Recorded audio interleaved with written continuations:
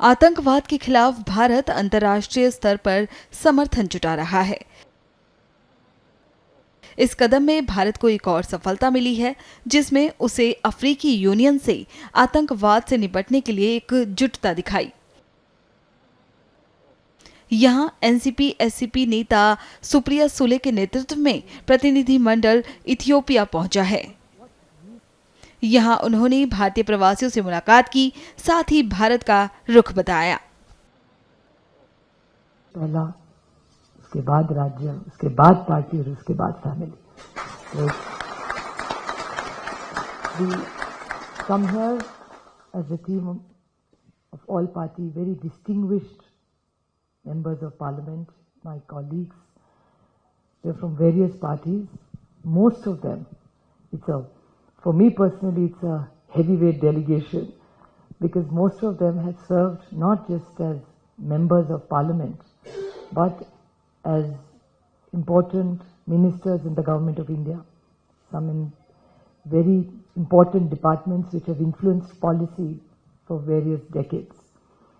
And the whole idea of this entire Operation Sindoor, which you all have all read about, heard about, it was the wishes of the Honorable Prime Minister of India, Narendra Modi ji, that this is an extension and outreach program.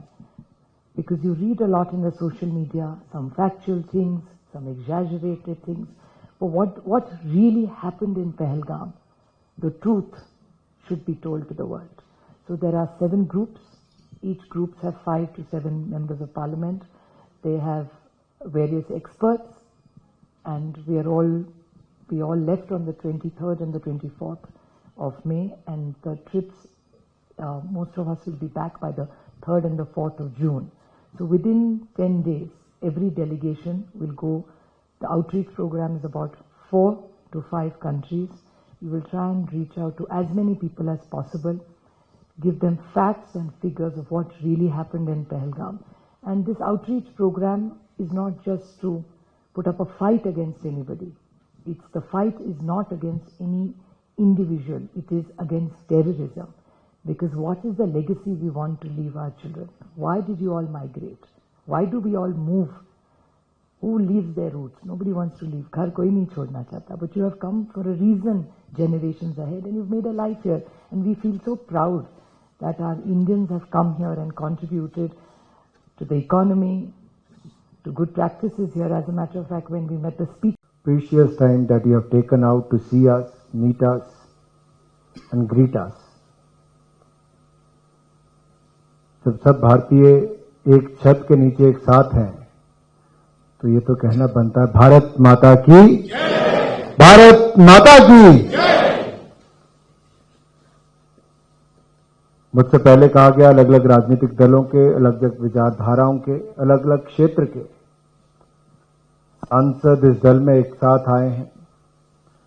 हमारे दल, विचारधाराएं, क्षेत्र, भाषाएं सब अलग हो सकती हैं, लेकिन संदेश एक है, और वो संदेश कड़ा और स्पष्ट है, जीरो टॉलरेंस अगेंस्ट टेररिज्म।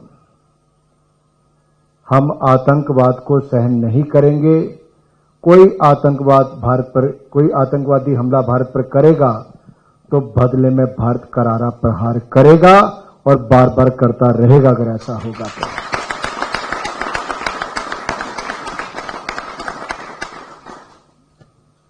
मुझे दुनिया भर के बहुत सारे देशों में जाने का अवसर मिला।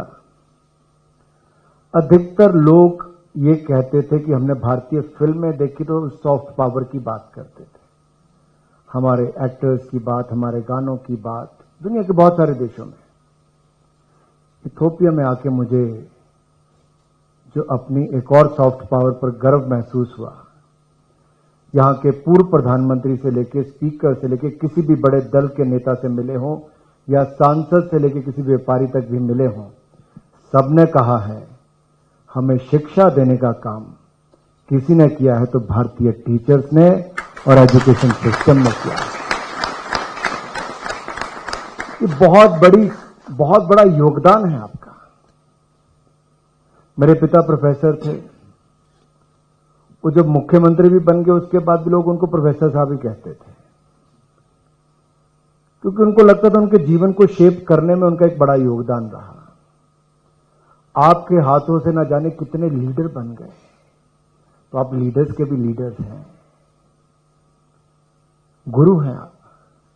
तो आप ये संदेश बहुत आसान तरीके से बहुत स्पष्ट दे सकते हैं कि भारत जो एक विक्टिम है आतंकवाद का, we are the victim of terrorism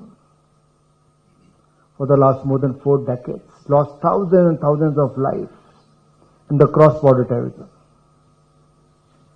And if you look at the past, look at the war of 65, 71 and Kargil, 65 का युद्ध हो, 71 का युद्ध हो, कारगिल की लड़ाई हो, जहां सीधी सीधी लड़ाई हुई, भारत ने पाकिस्तान को धूल चटाई है, हर बार धूल चटाई है। लेकिन उसको पता सीधे से लड़ नहीं पाएगा।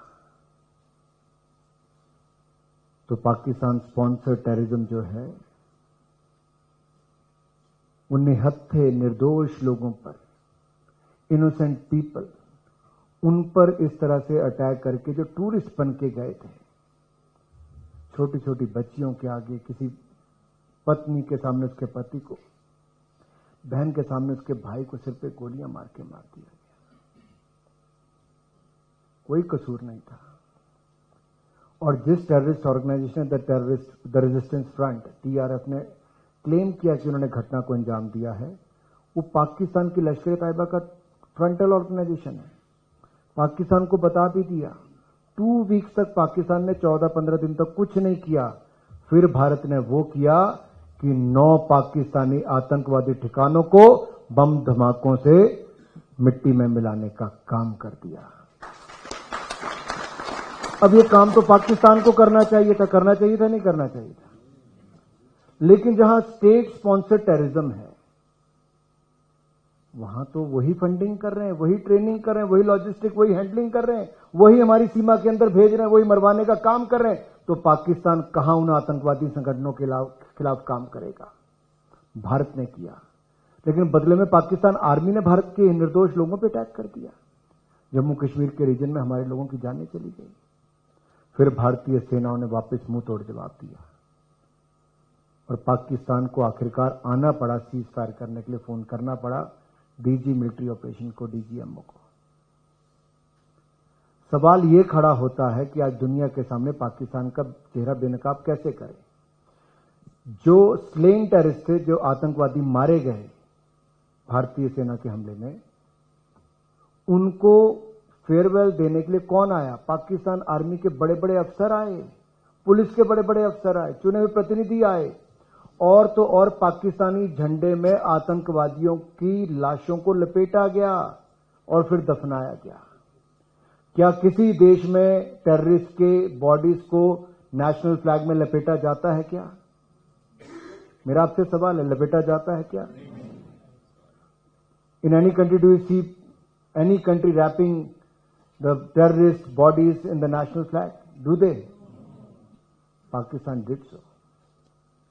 पूरी दुनिया ने उनके चेहरे को देखा और यही चेहरा हमें दुनिया को दिखाना है कि उनके डिफेंस मिनिस्टर हो, उनके फॉरेन मिनिस्टर हो, सबने माना कि हम 30 साल से 30 ईयर से डर्टी जॉब करते आ रहे हैं। कई सबूत हैं, लेकिन भारत ने भी तय कर लिया है, अगर आप सीधी लड़ाई हम नहीं चाहते कोई हो, अगर आप टेररिस्ट अटैक्स लगातार करवाते रहोगे तो मुंह तो जवाब मिलता रहेगा। और हमने दुनिया में कह दिया है, talk and terror can't go together, trade and terror can't go together, blood and water can't flow together. तो भारत ने बहुत स्पष्ट कर दिया है कि हम कुछ भी करेंगे, किसी को अपनी धरती पर आतंकवाद को बढ़ाने नहीं देंगे। और सब राजनीतिक दलों के जितने मेरे साथी बैठे हैं, सब इसलिए एक आवाज में कह रहे हैं, और यहां पर भी पूर्व प्रधानमंत्री से लेकर स्पीकर से लेकर डिप्टी लीडर से लेकर जितने लोग मिले, सब ने टेररिस्ट अटैक को कंडेम्ड किया, उसकी निंदा की।